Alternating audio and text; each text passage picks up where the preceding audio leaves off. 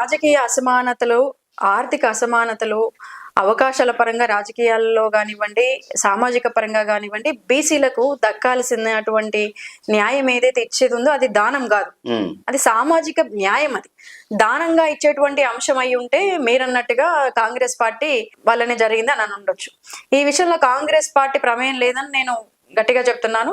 ఎందుకనంటే మీరు ఇది చట్టరూపం దాల్చాల్సినటువంటి విషయాలను పార్టీ నిబద్ధతతో ఒక డిక్లరేషన్ ఇచ్చి మేనిఫెస్టోలో పెట్టింది. ఆ పరంగా ముందుకెళ్తుంది ఇది. చట్టరూపం ఇప్పుడు ఎస్సీ వర్గీకరణ జరిగింది. చట్టరూపం దాల్చింది. సో మనది కూడా కొంచెం పోరాటం ఉంది. చేద్దాము కలిసికట్టుగా. ఇక్కడ మంచి విషయం ఏంటంటే మన బలం ఎక్కువగా ఉంది బీసీలది. బీసీ బలాన్ని ముందుకు తీసుకొని మనం దీన్ని ఇంకా ఉద్యమ రూపకాన్ని చట్టరూపంగా తీసుకొచ్చుకొని మనకు దక్కాల్సినటువంటి ఏదైతే రాజకీయ, ఆర్థిక, సామాజికంగా దక్కాల్సిన అవకాశం దక్కించుకోవాలి గాని పార్టీ మీద రుద్దడం అనేది కొంతవరకు తప్పించుకునే చర్య అని అంటాను.